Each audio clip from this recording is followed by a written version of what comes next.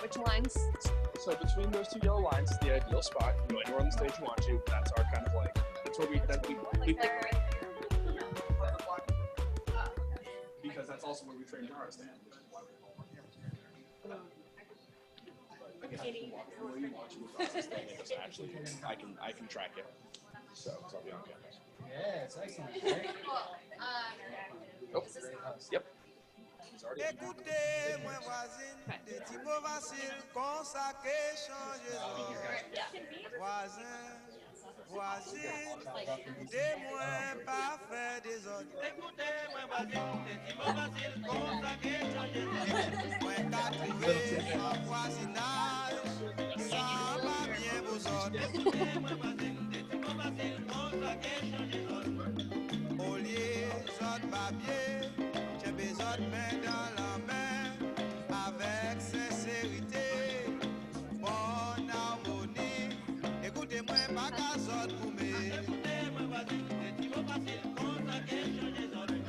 Camarades, chers voisins, pas attaquer des autres. Écoutez-moi, vas-y, c'est tu vas passer comme ça que change les autres. Voisins. Hey everyone, we're gonna get started. So if everyone could find their seats. So I'm Melanie Ensign. I work on security and privacy here at Uber, and we are very excited to host this month's Privacy Lab. I'm also one of the organizers of Privacy Lab, so we do this every month at different venues. Kai has more details on that. In terms of housekeeping and logistics for this space at Uber, to get to the restrooms, go back to the door that you came in from. And there will be a security professional there, and you can ask them. They'll direct you and get to, there's a little bit of a maze to get there, so I want to make sure you're getting good directions.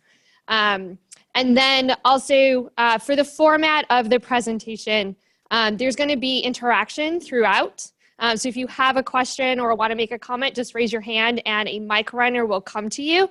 If you are joining us on Zoom, you can type in your questions and I will read them on your behalf so that we can discuss them here in the room. So without further ado, I will turn it over to Kai from Privacy Lab. Thank you, Thank you, Melanie, and thank you, Uber, for graciously hosting us tonight.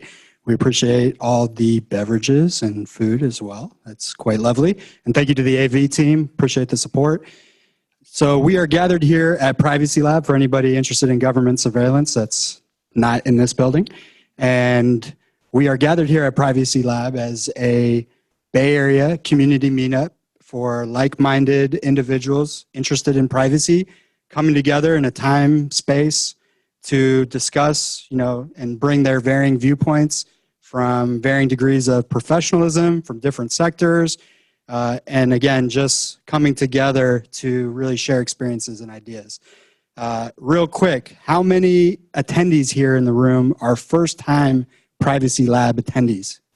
All right, look at that. Well, thank you very much for everybody who is a first-timer, and for those who are returning, thank you very much for coming back.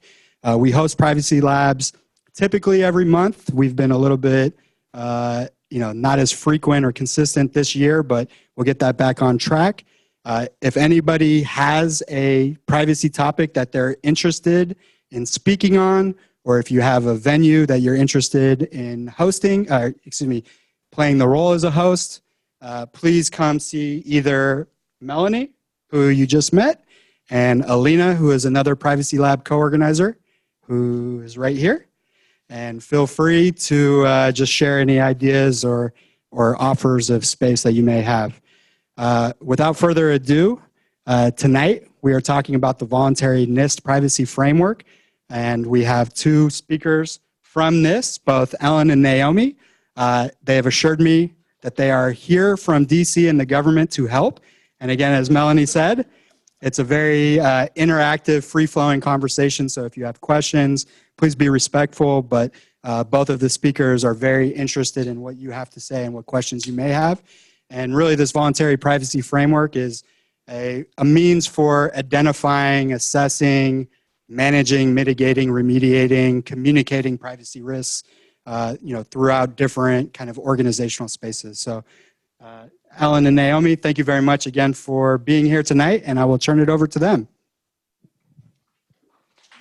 Thank you, Pi. Thank you, Melanie.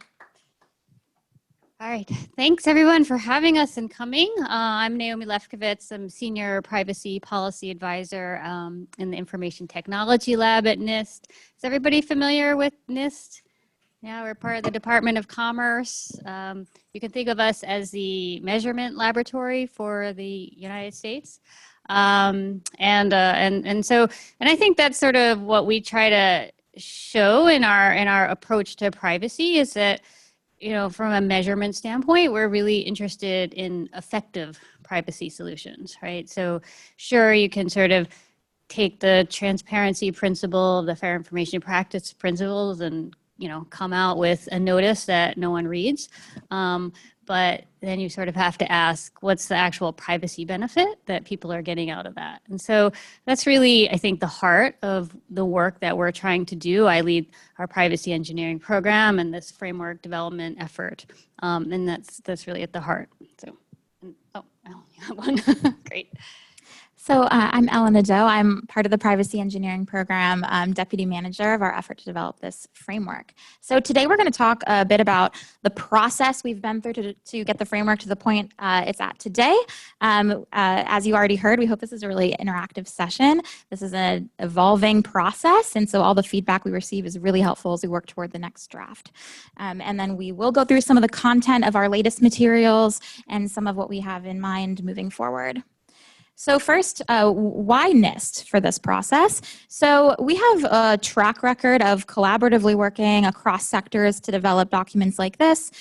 This is the process we undertook to develop the cybersecurity framework several years ago, convening a wide variety of stakeholders through public comment periods, through workshops, phone calls, meetings, as many ways as we can to get input. And so we think this type of collaborative process is so important not only to improve the output that we're developing, but also to create a work product that organizations really want to pick up and use, something that's really usable and really is helping to meet the challenges that you all are facing every day. So in addition to our experience with this type of collaborative process, we also have extensive experience in privacy. We have a long history in cybersecurity that dates back to crypto discussions in the 70s. And of course, this is an important piece of the privacy practices that we're talking about today as well. Over the last several decades, our cybersecurity and privacy capabilities have, of course, grown. And so today we have the privacy engineering program that we've mentioned. So the development of this framework kicked off in October of this past year. We started with a workshop in Austin to hear initial perspectives from our stakeholders on what they wanted out of a privacy framework. And we followed that up with a request for information to really hear more specific information about organizations' current privacy risk management approaches, what sort of structure they wanted to see in the framework, and what privacy practices in particular they wanted to see included. And thank you to anyone here who submitted feedback. We were so happy to get over 80 responses. They're all available on our website. So those rolled in throughout mid-January when the RFI closed. So we came back from the furlough to over 80 responses. And then we shortly thereafter released a summary analysis of all the feedback we heard and an outline of the framework, which we spent a couple of months socializing. And based on what we heard, we developed our first complete draft of the framework that came out at the end of April. So we heard a lot of great feedback on that in a workshop we had in Atlanta in May, and in emails that came in after that workshop. And we turned all of that into a set of supplemental materials that we released in June. And that's really what we'll be talking about today. And those were the focus of our most recent workshop in Boise, Idaho in July. If you haven't been to Boise, highly recommend. Amazing. We love Idaho. And so we're currently in the process of developing the preliminary draft, so the next complete draft of the framework, which we're planning to release at the end of the summer, which I guess is imminent. And we're planning to release version 1.0 by the end of the year. So I will mention that for anyone who's been following this process from the beginning, you may recall that we started with a set of attributes that we thought a really effective privacy framework would embody. And we introduced these in our request for information back in November. The idea that this framework is risk-based and outcome-based, that it's non-prescriptive, that it's compatible with a variety of different laws and regulations, so it can be used by different organizations in different sectors, that it has accessible language. And so we're really, we heard a lot of support for those attributes we have from the beginning. And so we're working to develop a tool that really embodies those. And so if at any point you feel like there's something we can do to better meet those attributes, we would love to hear it. So as I said, we're going to be talking quite a bit about the supplemental materials we released at the end of June. We developed these to really try to address some of the issues that generated the most feedback while we were at our workshop in Atlanta. And they were really the driver for 4 big objectives we had at our workshop in Boise. So those 4 objectives, we wanted to discuss the purpose, value, and scope of the framework and how we were conveying that in the document. We wanted to make sure we were meeting this risk-based and flexible approach, that organizations felt like the content so far was in fact risk-based and could be used by so many different organizations.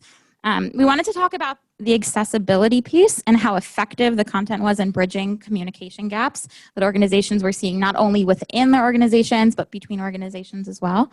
And then also to talk about the gap areas and needs that this tool is really has been highlighting, what sort of next steps might be in the space.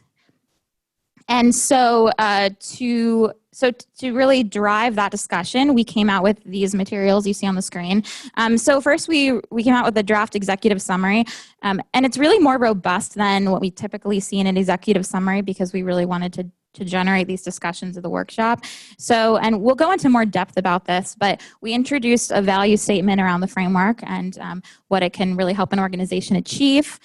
We talked a lot about individual privacy risk and organizational risk. Again, we'll talk more about that, and how we're conceiving of the relationship between cybersecurity and privacy risk. We also introduced updated cores of the framework, and we'll get into much more detail about what that means and what those versions are. But we've basically heard a lot of mixed feedback, all really great feedback with good reasoning for how we could be presenting the core of this document. And so we actually came out with 2 different versions, and so we'll talk more about that. In terms of, as I mentioned, some of the gap areas we wanted to highlight, we came out with a list of roadmap topics, so things that we think could use more discussion and research and development in the privacy space. And then also some hypothetical use case profiles. We heard a lot of discussion while we were in Atlanta about how this framework could be used by different parts of an organization. And we have stakeholders involved in this process that represent so many different types of teams. So they were interested in, how they in particular, whether they were legal or engineering, or how they could really be applying this framework in their work.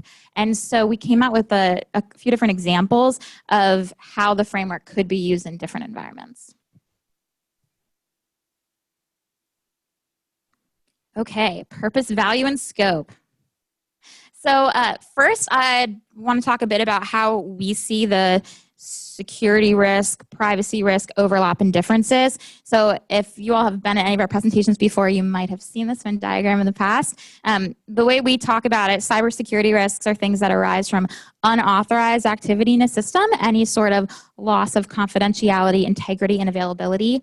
And of course, there's overlap when we're talking about data security, but privacy risks can really extend beyond this and arise as a byproduct of data processing that might be completely authorized. And when we say authorized, that could be authorized legally, or it could be an organizational policy. So one example we often use is smart meters. Smart meters, part of the smart grid, and process information about how individuals are using electricity in their homes. And we've seen communities express concern about smart meters, not just concerns about potential security issues, but concerns that just the way smart meters process information as part of achieving their mission and business objectives could reveal a narrative about when an individual is at home or what types of activities they might be engaging in at home.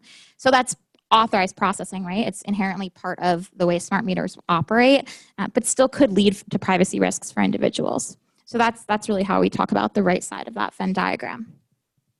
And so we did have some questions about privacy risks that arise as a result of unauthorized behavior in a system, which we see as squarely falling into the overlap of the Venn diagram. So we are working on, how to clarify this language to help individuals better conceive of, what types of things might fall into different parts of this Venn diagram. We've also introduced some terms. So I'll highlight that when we talk about data processing, we mean everything from collection through disposal. And we have heard support for covering the entirety of data processing with this framework. We actually did hear a couple of additions people wanted included, like sharing is a term that we're considering adding. So we heard some tweaks to some of these definitions, but general support. Another comment that we've heard at our workshops is a desire for positive language. So like our definition of data, we talk about potential for adverse consequences, and some people said that that's too negative. So we're also considering how we might adjust that accordingly. If you guys have thoughts on anything we say, please feel free to jump in. I think it's also helpful to talk about the definition of privacy risk. So there's, I think that was, we've been working in this with the privacy engineering program for, a number of years, and, feeling that that was one of the gap areas. I just have a question. Are people familiar with the NIST cybersecurity framework generally? Right. And so, and that was sort of part of the catalyst in some ways with our privacy engineering program, because, we had to include a methodology for privacy and civil liberties in that framework. But sort of, security people were having debates, throughout that development process, but they were all sort of debating, standards. I like this standard, not that one. And, the privacy debate, when it finally got started, was more about like, well, what does privacy mean? And, we don't all use the fair information practice principles. And I think we found that very educational in terms of, how did security get to the point where they could debate standards, and how could we get privacy to that point? And we felt that sort of one of the gap areas was that cybersecurity really had a very consistent risk model, right? So if you ask anybody in security, what's your risk model? They're pretty much going to answer, something along the lines of, what's the likelihood a threat will exploit a vulnerability and the impact if that occurs, right? And ask, what's the risk model in privacy? And I think, we got that clearly confirmed, from our request for information, that we asked about privacy risk management practices and how do you define privacy risk. And I think the only consistent response was like inconsistency, right? So we think that's, very important for this privacy framework to help promote more of this common language and common way to think about privacy risk, so that we can better communicate both inside an organization and across organizations. And so we had already, been working in that space, and so we had proposed a couple years ago in a report, a model where we think, okay, what's the adverse event that we're talking about in terms of sort of likelihood and impact? And so we've thought, well, that people, individuals, and whether that's sort of singly or at groups or at the societal level, can sort of experience problems arising from data processing at any sort of stage of data processing. And we can, frame those problems in many ways, but, certainly anything from embarrassment to discrimination to, economic loss. But, once you have this frame analysis, then you can begin to actually look at systems and really sort of identify, hey, we're collecting information in this way, or we're sharing information, or analyzing information in this way, and what's the likelihood that it could create any given problem for individuals, and what would be the impact if that occurred. And so I think that's very important that we've been trying to express this, and I think there's been a lot of discussion about that, because there's been some, feedback that, we call that a problematic data action, and we've, actually put it into our outcomes into the privacy framework, because, in sort of an analog to the cybersecurity framework, they talk about threats and vulnerabilities. So we should talk about, looking for problematic data actions. And there's definitely been some pushback from some segments of stakeholders who are like, well, we're not comfortable with that, or we can't think of a better term. So maybe we should just say, look for privacy risk. And we're like, but where does that put us, right? I mean, that just sort of puts this in this like unending circle. So, we would really welcome feedback on, people's thoughts there. So Unending circle in terms of being able to parse out the way in security we talk about threats and vulnerabilities and can assess likelihood and impact, right? How are we doing that to get to privacy risk? Any thoughts? Yeah. It seems that a lot of the work you've been doing is about vocabulary and trying to have a common vocabulary. Have you considered? Thank you. How much have you looked into so what's happening in Europe and GDPR to try to come up with or to differ on the vocabulary side? And also, how much are you trying within the industry to push the vocabulary to have? Because you're right. Like if it's not unified, it's difficult to exchange, to analyze, even to regulate. And so how much have you tried also, not just, to push this vocabulary within the industry besides? So as I said, we developed this report a couple years ago. And so, so we have certainly worked with, our sort of government counterparts in Europe. And in fact, they, cited our work in their sort of preliminary opinion on Article 25, privacy by design and by default. So there's definitely, we are, they're definitely aware of our work and the way that, we're taking a sort of very pragmatic approach, for organizations to sort of, really get into the nuts and bolts of the way they're designing or deploying products and services.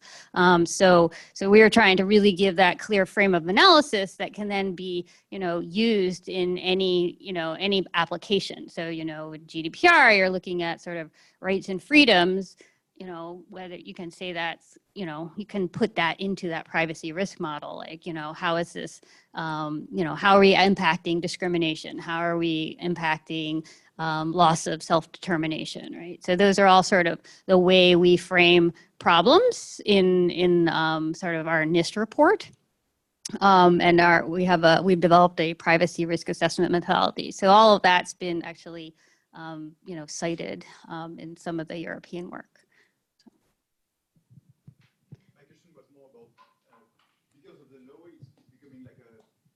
Some of the vocabulary is becoming standard within all the technology industry in Europe, like data processing, data controller. And so, as there is a game of like what is going to be the vocabulary, so like how are you interacting with that or trying to push your vocabulary or? So I think one of the things that we're trying to do, as Ellen mentioned, is make this agnostic to any law or regulation so that it can be used by any organization. And so, so I would say we're probably being a little more tactical in the vocabulary. So, I do think that, we're fine. ISO has used, this concept of data processing, and, NIST, obviously works closely in ISO. And so, we really looked at it from that perspective, and I think it's becoming something sort of universal. In terms of sort of roles, and we'll talk about that more as we come, in upcoming slides. But that was definitely a large conversation about sort of how do, organizations see themselves? How do they apply roles? And so while we don't use sort of legally codified terms like data processor, organizations can still use the outcomes in the framework from that perspective if they need to. But not all organizations need to bucket themselves under sort of some of those terms, right? Those terms are sort of legally codified to like carry certain obligations, but this is a non-prescriptive framework. So it doesn't really work as well to sort of carry in something that has legal obligations, but rather you can think about these outcomes from the standpoint of if I have to meet certain legal obligations, which outcomes are most important to helping me get there. That you don't look convinced. Okay. And I know Naomi mentioned ISO. We're actively involved in several different standards bodies in those. I mean, specifically the discussion of what terms to use in the many privacy standards under development right now. We're actively engaged in those. Yeah. Hi. I think your original question was around threat modeling, correct? We've used like a lot of private PR privacy related threat modeling exercises in a similar way that security uses threat modeling to help assess potential areas that are problematic with regards to like the privacy front. And I know PR is maybe not the best way to understand like the ethical consequences of what you're doing that could be problematic, but I do believe public opinion does help inform what's the right thing to do. And so that's been effective for us. Oh, great. Thank you. Third-party risks, so cybersecurity risks. If you're also disaggregating risks from nation states, from different corporations, from people, if you're disaggregating the cybersecurity risk too, or staying with that general picture, the general Venn diagram there.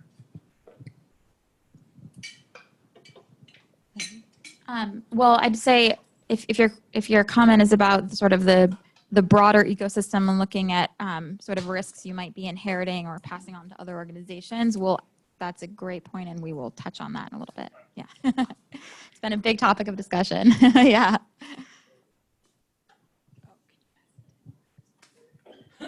Hey, thanks so much for coming and giving all of us this opportunity to learn and comment on this.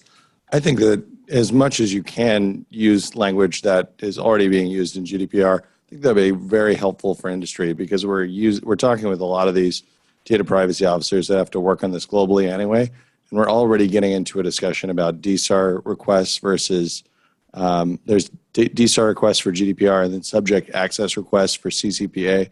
And as much as you can, GDPR is already, a lot of companies are looking at it as the default baseline standard for their privacy activities. So I think it's really smart whenever you can just use the exact same nomenclature. That's all I had to say. Great, thanks. Yeah.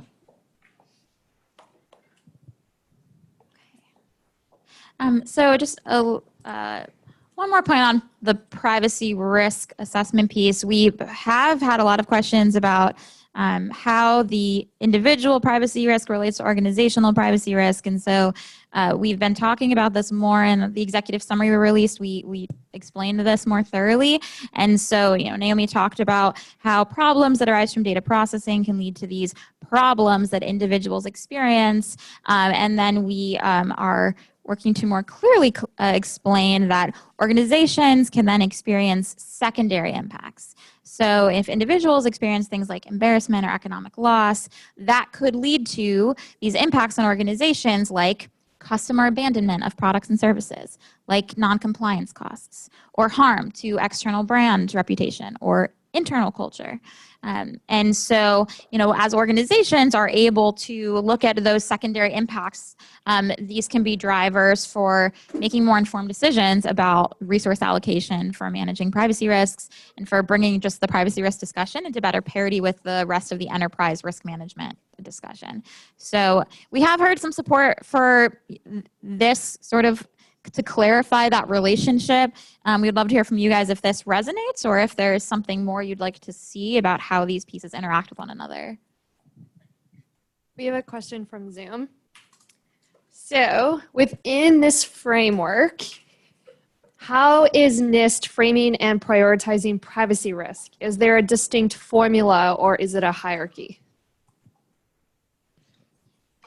So yeah, I think that fits well with this discussion. So as Naomi said, we've really heard a lot of inconsistency around how organizations are addressing privacy risks. So also, as Naomi said, we are including pieces of the privacy risk assessment in the outcomes. That said, we dive into a more thorough explanation of how one organization might choose to approach privacy risk management for those that would like that more thorough explanation, because you either would like to adjust the way you're currently doing it or maybe don't have a process in place. This is voluntary. If you have a process in place, we hope that you'll continue using it if it's one that you think works.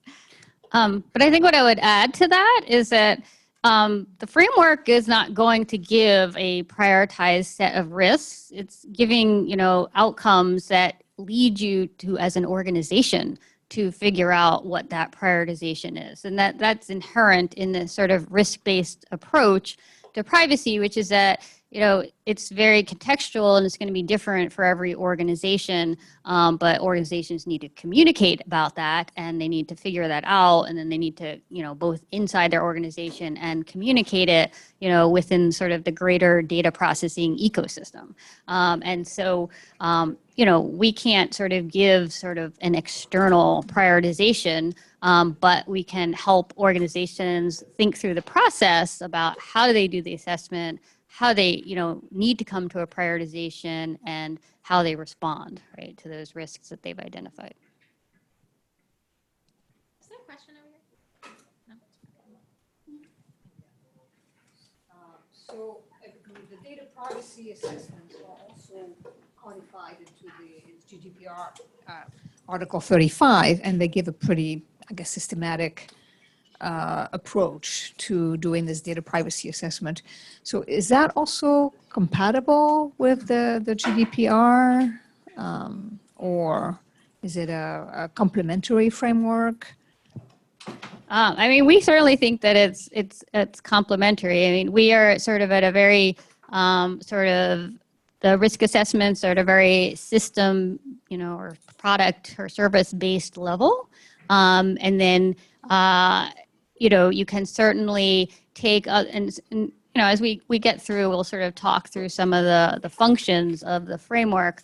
But, we sort of have things divided into identify, where you, like the cybersecurity framework, where you're doing some of these, foundational level activities, like, where risk assessment is. But then, you would couple that with some of the functions like communicate, where you might be folding that up into reports or communicating with individuals about the kinds of privacy risks that you found. So, so we see this more as a decomposition of, sort of base, important activities and outcomes for getting to, your desired privacy goals, whether those are driven by specific legal obligations or by, your ethical decision making. These are sort of this decomposition of all the activities that you might want to think about, not as a checklist, and we'll talk more about that, but as a dialogue starter to say, which of these are most important to achieving our privacy goals. Thank you.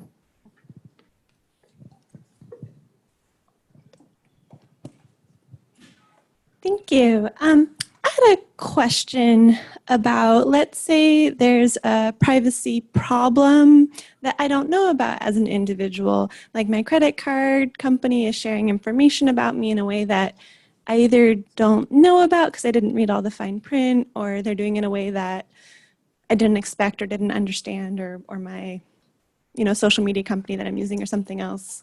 I'm like, I might not experience a direct impact and I might not hear about it, but the problem still exists. Like, how does that fit into that model? So our privacy risk assessment methodology, which, we sort of refer to as an informative reference, is based on an analysis of the likelihood that whatever you're doing could create a problem. So if essentially an assumption of if it were known, right? So it's true that, customers might not know. And, again, we're not a regulatory agency. So if organizations want to bank on, well, hopefully they'll never find out, more power to you if that's like the route you want to go. But the privacy risk assessment is based on the idea of, if it were known, would a representative set of individuals find this to be a problem? And even if, and we sort of use a 1 to 10, sort of semi-quantitative bucketing. So even if the number is low, organizations can still say, I think the impact is so high that even for a small number of people, it's, that it, really contravenes our organizational values or whatever. And, or, the CNIL has like come up with some external factors that we have to respond to. But, so you can still respond to even sort of low likelihoods if you think that the impact is high enough, right? So that's the way our model is set up, so that you can sort of, come out, like we have sort of, graphic illustrations like heat maps that once you've gone through the whole analysis, you can come out with sort of red, yellow, green, and, help organizations to have that conversation about which risks, really, merit response to or mitigation. And that whole assessment methodology and the heat maps, that's a methodology that we've developed a few years back. And so that's not explicitly integrated into this framework. It's cited for anyone who would like to use it.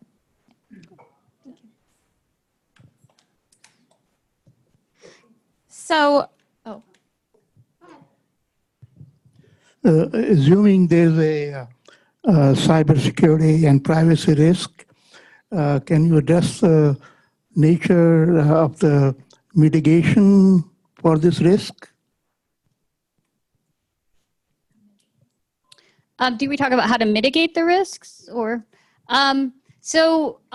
We borrowed the concept from the cybersecurity framework of informative references, so that, this is, the core is sort of composed of the function, the categories, the subcategories, and it's not, this is really a dialogue starter about, how do we want to think about this, and then, how do we do it, is, what we push to the informative references. And so we have already done a preliminary mapping of NIST guidance to the subcategories, and we are going, we will have a process by the time we come out with version 1.0 to take mappings for external informative references, so that we can build this repository, and we will talk more about that repository in this deck. But we really want to build that repository to build that for the community. So, you're trying to achieve a particular outcome, and there will be more guidance about how to actually get to that outcome.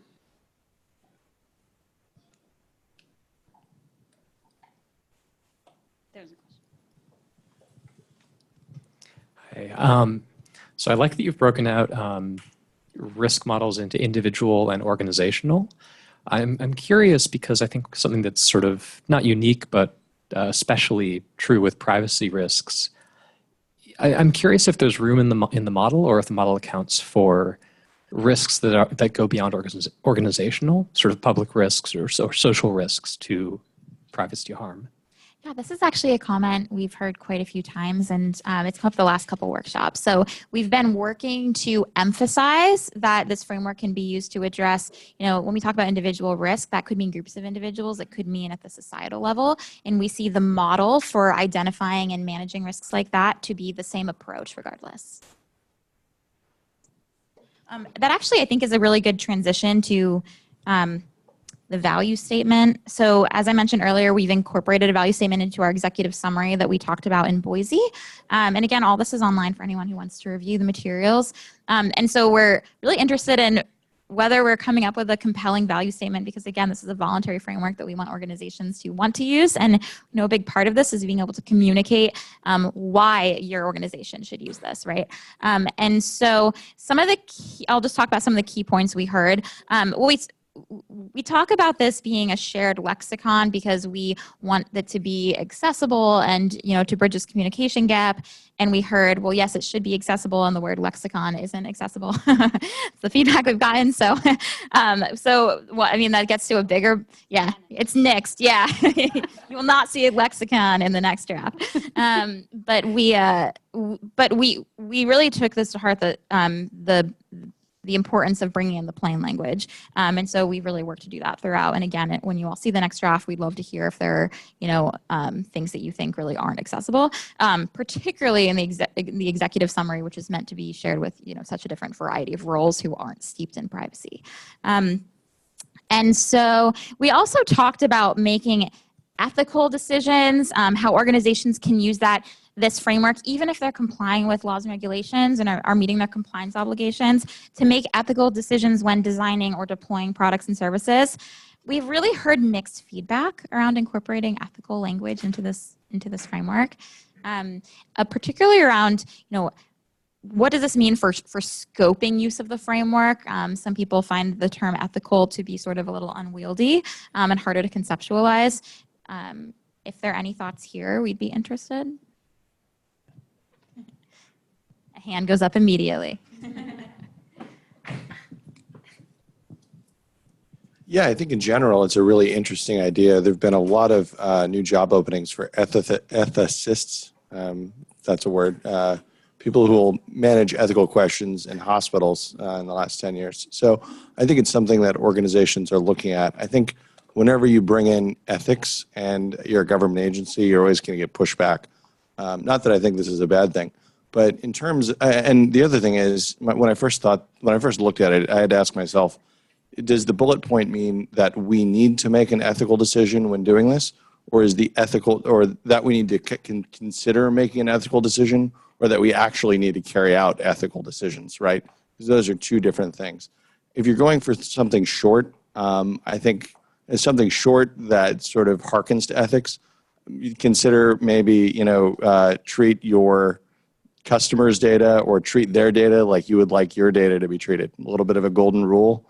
Might be cheesy, but also succinct and easy to follow as compared to the gray world of whatever ethics means as a term. Thanks. That's very helpful. Any other thoughts?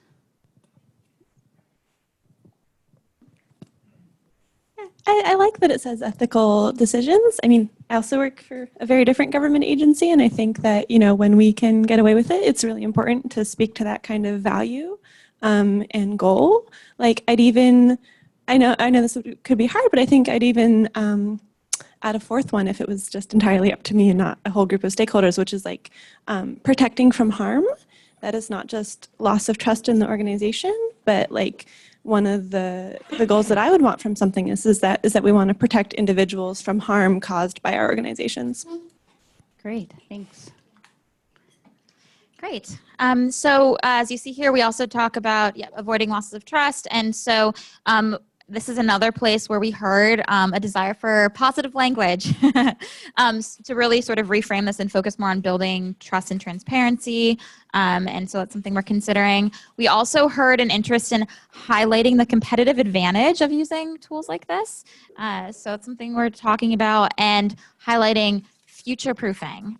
We often hear from our stakeholders, well, we're in compliance now, but there are constantly new laws and policies we need to comply with, and new technology. So future-proofing, understanding that the policy and technology landscape is constantly evolving, and highlighting that in the value statement as well.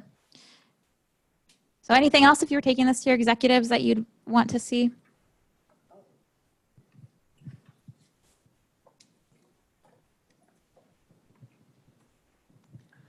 Not particularly that, Ellen, but I just want to comment a couple sentences back. You mentioned you're hearing this feedback of making it more positive. And my comment to that is that I think that you guys kind of hit it right on the nose. It's really nice to, I think, strive to limit the damage, prevent harm, and then strive to, have those idealistic. So I like to see both, because I think as an organization, right, the realistic goal, I think, is to limit the negative consequences. And then once you have that covered, then you could be a little bit more idealistic and go into ethical decisions. So I would say I like both aspects in your value. Thanks. Great, thank you. I had a somewhat similar comment, which was you'd mentioned this idea of sort of more positive language a couple times, and I'm just very curious what the reasoning is behind people pushing for that or people who are requesting that, because I agree. Like I think it's important that this emphasize and be clear that there are harms that can occur here. So I'm a lawyer, and quite a bit of my conversation about this type of topic with people making leadership decisions is about like, hey, here are the potential harms that could come to pass, and I wouldn't want to be disarmed of language that clarifies the potential for injury here. I mean, that feedback's really helpful. We've certainly, I think at our most recent workshop, I heard some people say comments similar to that around this is a risk management tool, and so highlighting the risks is imperative, and others talk about how they don't want data to seem inherently bad, the processing of data. And so we're just working to balance those perspectives. I would just add from my experience as someone who's gone through this already on the cybersecurity side, that I think sometimes some of us, depending on the specific environment that you're in, have been more successful turning this into an opportunity rather than trying to compete with every other risk that's being like managed at the highest levels of the company. So if I can turn this into a business opportunity, I actually have a better chance of getting it passed through than if I'm like being weighed amongst all the other risks that are happening across the company. Thanks.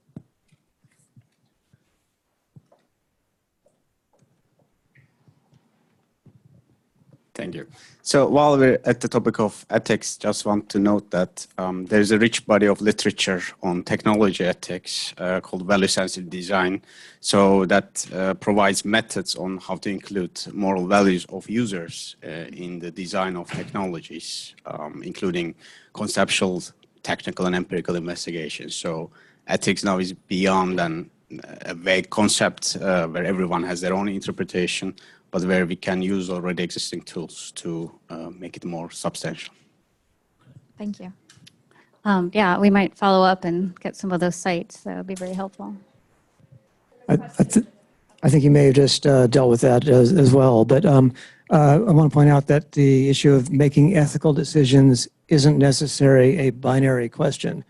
That is, it's not just, oh, we're going to make the ethical decision here, or explicitly we're not going to, but it's also a matter of being aware that there is an ethical decision to be made at this point in the design process or the deployment process, or wherever we are in here. And I think bringing that awareness is equally important.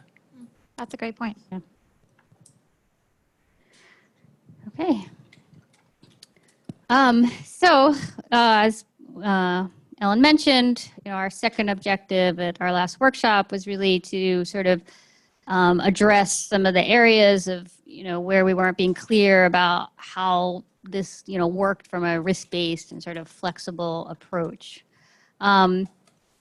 So I was glad to see that many people are familiar with the cybersecurity framework, because from the very early beginning stages, we've heard very clearly that organizations wanted to see this aligned with the cybersecurity framework. And so what we interpreted that as was sort of a structural alignment. That is, we would use sort of the same components of the core profiles and implementation tiers, but we would adapt them to, as one of my colleagues calls it, sort of the blue Pac-Man, right? The data processing space on that Venn diagram. And then we think that that really that approach works for this. It's really a risk-based approach and works well. And we'll talk sort of through that. And I think that's what we really wanted to make clear, that we do want to make it easier for both, organizations who might already be using the cybersecurity framework to be able to align. But we also do think that these components work for privacy in and of themselves. And so, so the core, as we talked about, and if you're familiar with the cybersecurity framework, is really sort of that set of sort of protection activities and outcomes. And really sort of that's the heart of, enabling that organizational dialogue. And it's through this concept of profiles, which is where the organization sort of takes the selection, all right, of these specific functions and categories and subcategories and really prioritize them to help them manage privacy risk. And although we did not spend a lot of time on the implementation tiers because we didn't generate that much discussion, that is still like a part of the discussion draft, and it is certainly our intent to keep it in the preliminary draft in terms of, these tiers can sort of help organizations think about, privacy risk and whether they have sufficient processes and resources in place, to manage those risks and help them achieve their target profile, so that the three components kind of work together. So, at Atlanta and then sort of beyond, we heard interesting sort of feedback about, sort of the degree to which, we should cover data security, right? That sort of overlap in the Venn diagram, because after all, in some sense, the cybersecurity framework is dealing with all of cybersecurity, and and data security is just sort of one aspect and one asset to be managed. And so because we heard this sort of mixed feedback, just as sort of a test as a test case, we came up with sort of two cores for discussion at the Boise workshop. And so one had sort of data security still integrated into it, and the other, what we sort of discovered is kind of a misnomer, but the separated core has, these are the data security functions from the cybersecurity framework. They're grayed out. This is not to say that we don't think that data security is an important part of managing privacy risk, but merely that you could kick over to the cybersecurity framework and use them together.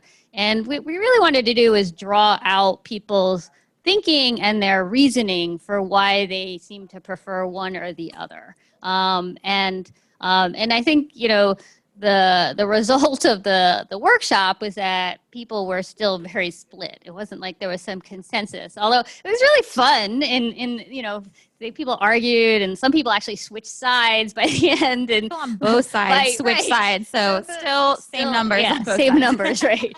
But as I said, it was really the rationale that was much more interesting and valuable to us rather than sort of the numbers.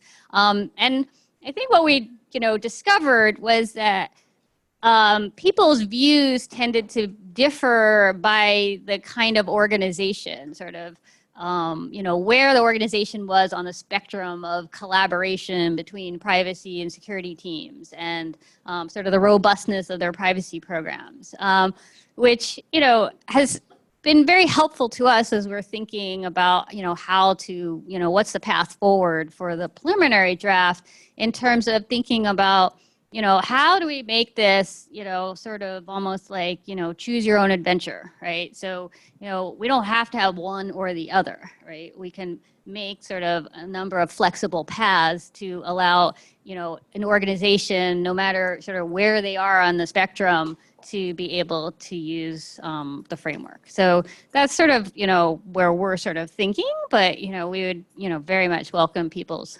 thoughts on that.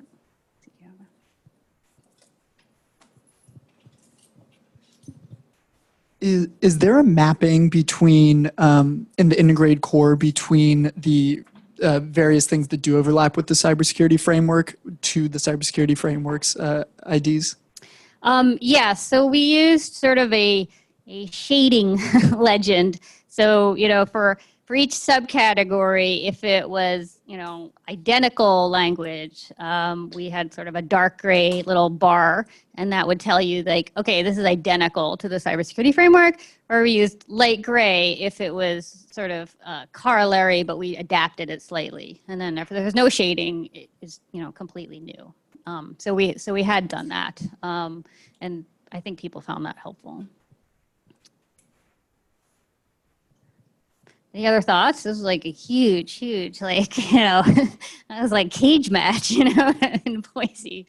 But, I do also want to say that, we, apart from the data security issue, we don't want people to lose sight of the fact that we actually made a number of updates to address stakeholder feedback. So, for example, you might think, hey, I've never seen govern before in the cybersecurity framework. And that was, based on stakeholder feedback that people thought that was really important to call out as a separate function.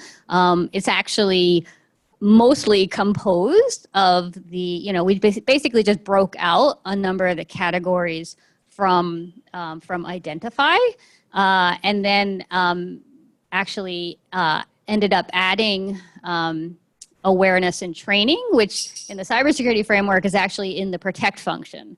But, I think a lot of the stakeholders pretty much uniformly agreed that that was a good move, that awareness and training should sort of sit at that sort of higher organizational level and, wasn't so specific to just safeguarding data. And then, another thing that we added, which again was based on feedback and is not actually in the cybersecurity framework, is a monitoring category. So where, there's both from a reevaluation of risk, right, in a changing environment, also to sort of, we brought in some other subcategories that did exist in other places, like, lessons learned, incorporating lessons learned from, problematic data actions or whatnot. And so things like that. But I think, again, we found sort of uniformly very good feedback on having a separate specific monitoring category.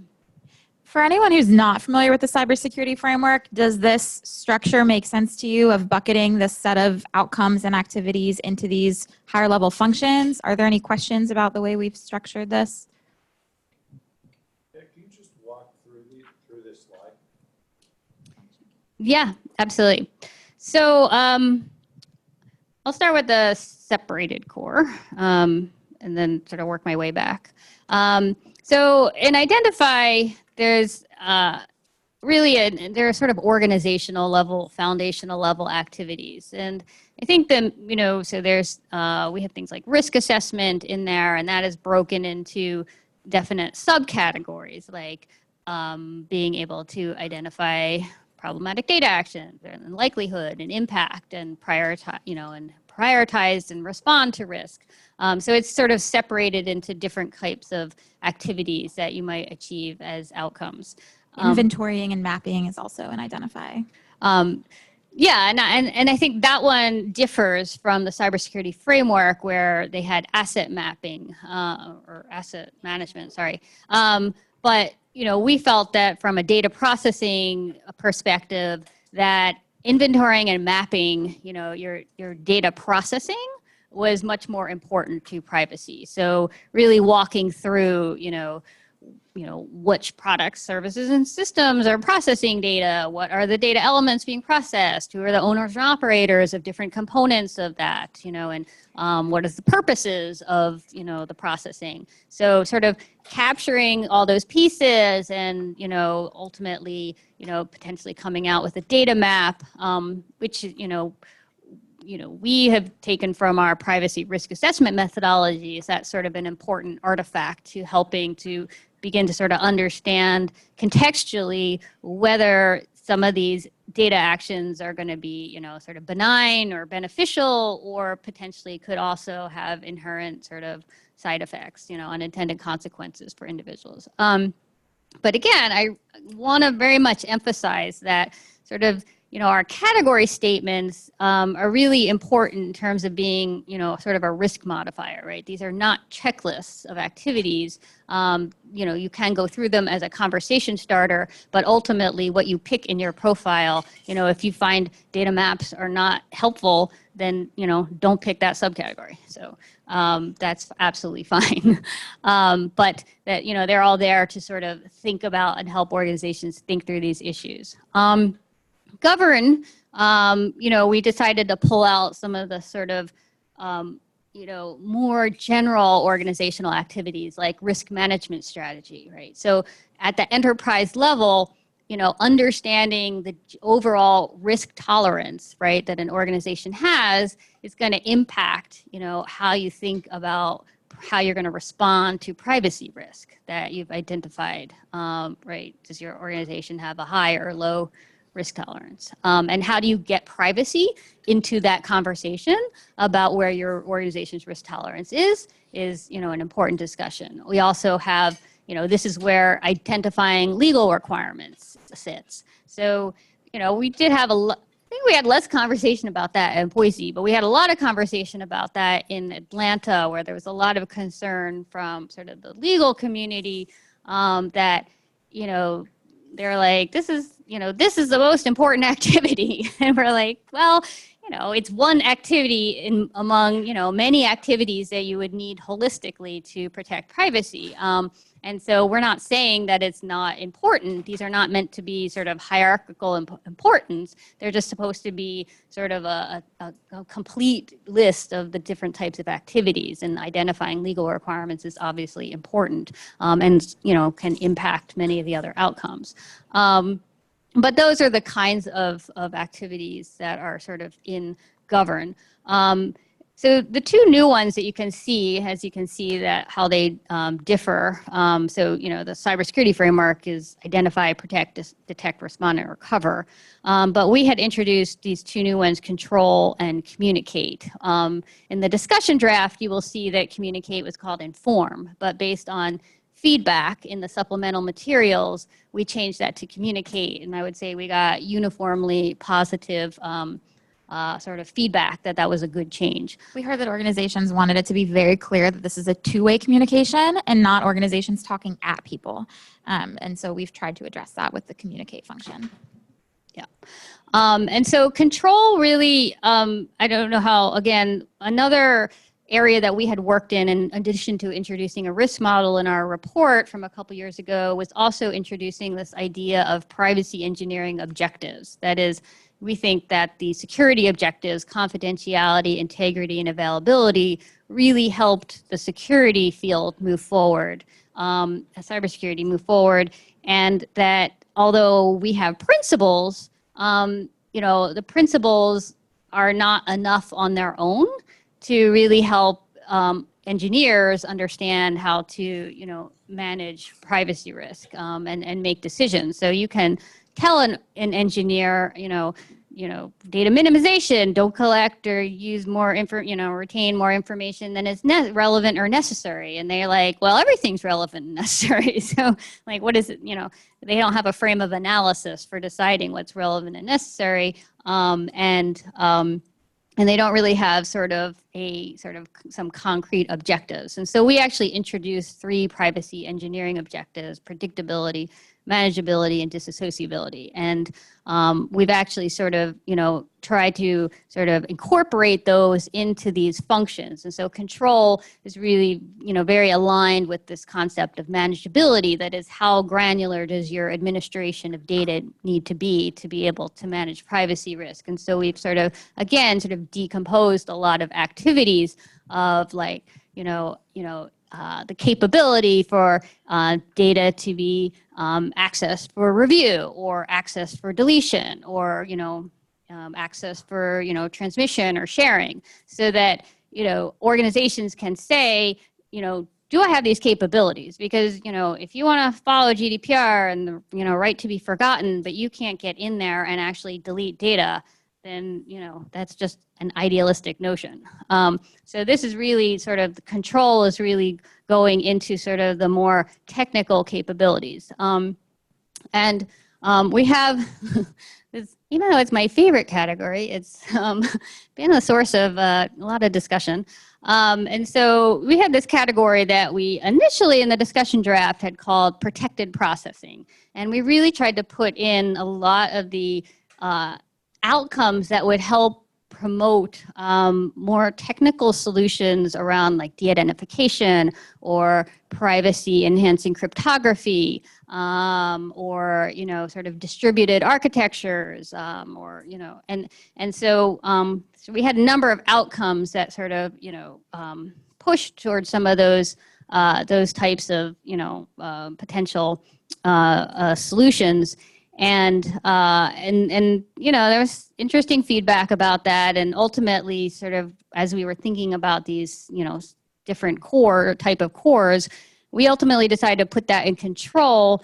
And, you know, we called it sort of data minimization as sort of thinking about, you know, moving beyond just thinking about data minimization as strictly like collect less information, but more about a variety of techniques. Because sometimes you don't necessarily collect less information, but you distribute it in ways that give you better privacy properties, right? And so we were trying to sort of advance that idea. I don't know that we did that. You know, there's still a lot of pushback. Yeah, please go ahead. In that category, I was curious what the subcategory of data processing is decentralized means. I think centralization and decentralization is a very loaded term, so I'm curious what your interpretation of that is. So we can think about it in, you know, so, you know, we worked a lot in sort of the identity management space, and we were thinking about, you know, sort of federated solutions and, you know, whether we can, you know, sort of distribute some of that, you know, the assertions and the identity attributes sort of through different nodes, right? So in a more decentralized way. So like that's one potential example. But, you know, we did have a lot of conversation about sort of the level of abstraction of these different outcomes. And so for the preliminary draft, we've continued to work on this. But it's still my favorite category, but and you will come to love it too. I think it's the most exciting category in my opinion. It's like where, you know, we can get the greatest privacy properties. But we have continued to work on that to try to make that clearer and move things around to make them make more sense. But we really welcome feedback there. That subcategory in particular, we've had a lot of questions about, so we're working on it. So you're not alone. So that's control, essentially, and then communicate. Again, sort of aligning this with our predictability privacy engineering objective, which is really not specifically about, you know, certainly privacy notices are an aspect of that, but it's really about how do you enable reliable assumptions about what's happening with data, which, you know, certainly, and, you know, notices may be one way, but there are other ways to enable reliable assumptions. You know, you can use de-identification techniques, right? People think you're not revealing information about them, and you, in fact, do not reveal information about them by using different techniques. So, and so we really saw this in Communicate as, again, not just, you know, sort of things that you push to individuals, but also communication sort of within the organization to really understand, you know, how data is being processed. So, you know, again, I mentioned this is where you might, you know, couple risk assessment with reports and, you know, come out with your DPIA, right? And so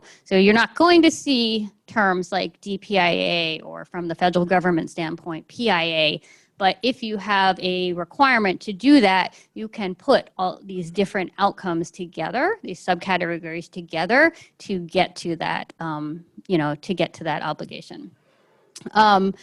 And so that's what the Communicate is. And so then protect, detect, respond, and recover, you know, really are very sort of data security, cybersecurity incident focused, of which, you know, privacy is, you know, an aspect, you know, in terms of managing privacy risk, that is an important aspect.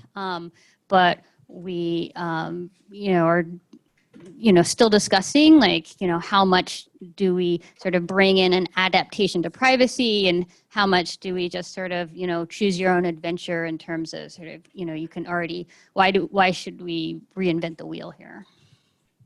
So does that help with the sort of a walkthrough of the different activities? So one thing that we've seen that's been really successful with the cybersecurity framework is having this sort of high level of abstraction with these buckets, and then getting more granular with the categories and the subcategories. And that really makes this more usable by a wide variety of different roles in the organization. So that's what we're trying to achieve with this type of structure. So I think I've touched on this a number of times, but I think what we really saw in Atlanta was, a lot of confusion about, especially I think coming from the privacy, world, which is, taken such a sort of legalistic, prescriptive approach that, looking at these and people would be like, oh, well, I can't do all of that outcome, or, that's, I don't want to do all of those things. And it was like, yes, that's okay. All of those are okay. So, this is not a checklist. You don't all have to do these. Partial achievement is completely okay. You might have to bundle. So, if you need to provide, access data requests, right? So you might pick the capability and control to, the outcome and control about, accessing data. But you also probably then want to be thinking about identity management. So you might need to pick the category and the protect function on identity management. So you really sort of want to bundle together. And then again, we had these discussions, with the lawyers being like, identifying legal requirements is the most important thing. And, we're like, this is really not, the order is not critical. So it's intended to be a constantly iterative process, or you can come in at any point depending on your organization. So we actually created sort of a note to users in front of the core to try to emphasize these points. And I do think that people seem to like that. So let's just talk a little bit about some of the accessibility and sort of bridging communication gap issues. And, this is, again, we found that the cybersecurity framework, that seems to be one of the core features, or core basic features of, that it's really good for communication. And as I said, at Atlanta, there was a lot of discussion about, lawyers are like, I don't understand, like protected processing, and trying to get people to understand, like, that actually might be okay, right? Like, this is actually meant to, it's, different parts of the organization may do, pick different categories, pick different outcomes to focus on. But what we wanted to do is try to make that more understandable, more accessible. Like, how do you find yourself in the core? And that was sort of from the workforce roles perspective, but we also heard sort of in the yellow, how do you find yourself, from sort of this data processing ecosystem? And so we had sort of originally in the discussion draft sort of picked up the cybersecurity framework sort of supply chain discussion, but people really didn't feel that resonated. And so we came up with this term data processing ecosystem, and that seemed to resonate better. One thing that we did was which we'll talk about in a second, is created sort of this set of hypothetical use cases that could really demonstrate, how different parts of the organization can collaborate together and, really use profiles to sort of build this collaborative process. And, it's from the data processing ecosystem standpoint, and we had already made this point in the discussion draft, but really wanted to bring that out, that, it's very important, I think, for privacy to think not only from your own standpoint in managing privacy risk, but also, how you're impacting others in the data ecosystem. So whether you're a manufacturer, right, and if you don't have, certain capabilities built into your products, to manage sort of, can you change how much information, right, some sort of IoT device is collecting, then, you might be creating risk that in the next user, the user of that product's environment, even as a business organization, they have to now manage that risk because they can't dial that capability. So really trying to think not only from the organizational perspective, but also from your place in the ecosystem, whether you are a data processor or a controller. And even though we don't use those specific terms, organizations can still bucket themselves into those places if they need to, and then select the outcomes that help them, manage to those obligations as well as the larger risks in the ecosystem. And like Naomi said, we have developed some hypothetical use cases, but we hope as organizations adopt this, they'll also share use cases so everyone can see how in different organizations this has manifested.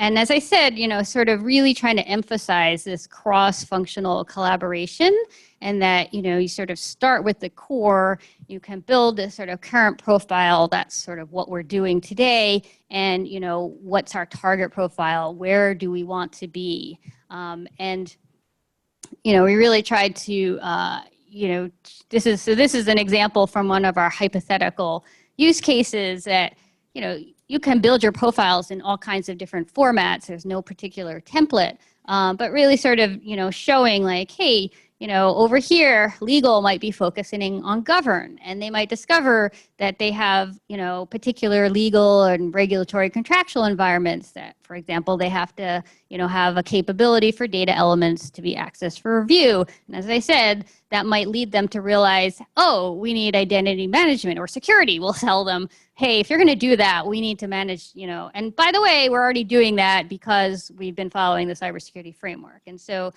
meanwhile, the IT department might be over there and identify sort of work, and they can really do that inventory and mapping, and they can all sort of, come together and have this, kumbaya moment. So it's a great little idealistic story, but. We've heard also requests for some additional hypothetical use cases. If when you all are reading the materials, there are specific things you would like to see teased out or examples of, please feel free to email us with ideas too. So I'll just say a quick word about some of the gap areas. So as Ellen was saying, we developed as a material, sort of a topics for roadmaps, and so a roadmap, and this is some of the topics that we included. So mechanisms to provide confidence, are we, this is a framework, do we have enough outcomes that really help organizations deal with emerging technologies like Internet of Things and AI? So we have an outcome that, has an outcome, the subcategory, calls for analysis for, of analytic inputs and outputs for bias, but, do we need to go further? Is it even feasible at this stage to go further? Do we need to do more research that would enable organizations to achieve, more outcomes? Privacy workforce, privacy risk assessment, right? We had a lot of discussion, as I said, about really, what's our terminology? How do we get to a consistent, way to understand privacy risk assessment? We had exercises on the privacy workforce, and, it's very interesting, but really demonstrated there needs to be a lot more work to sort of cover, who's going to do these different outcomes, and do we have the kind of workforce that can achieve all of these outcomes? Re-identification risk. So, we already, and others are working already in the de-identification space, right, with different techniques. But even if we have like a perfect tool, or in any situation, there's still going to remain some residual re-identification risk. And, there's no bright line between these topics, actually, because in fact, AI, Internet of Things is actually going to, probably impact that, that degree of re-identification risk pretty significantly. So we want to sort of be thinking like 2 steps ahead, how we think about managing that residual risk. And then, of course, how do we get more technical standards to have more informative references to really help organizations meet these outcomes? So if you want to, have data tagging, what kinds of, schema are you going to use? Do we have the kinds of standards that can help organizations with that? And so lastly, now this is actually the dog of one of our team members' mother, so she's not actually available for adoption. Framework but the is. framework is. So, and there's variety of ways to become an early adopter. So, with the preliminary draft, you could give it a trial run and share insights, as feedback, either informally or part of the public comment process. You could sort of, pledge to use it in version 1 and really sort of lead on privacy to, help. That was really, I think, very important in the cybersecurity framework that organizations were willing to stand up and say, we're going to use this because it brought attention, and others said, oh, they're doing it. We're going to, we want to follow these leaders. And then, as I said, we plan to develop this repository and so if you have use cases that you want to submit or mappings to, GDPR or other standards or, anything or CCPA that you would want to submit so that, other organizations could benefit from that, that can be very helpful too. And we have talked about the public comment period coming up, but we do accept feedback at any time. So feel free to email us with thoughts on any materials we have posted. So if you haven't joined our mailing list, every time we announce, we will certainly announce when the preliminary draft comes out through that. All of our information is always on our website. And of course, you can feel free to contact us with if you want to have further discussions or give us more feedback or have questions. So. Any more questions or comments now?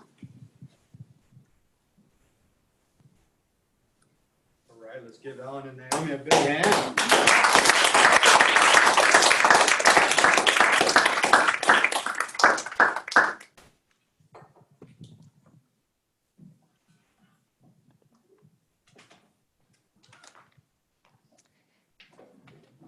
Thank you very much to both of you.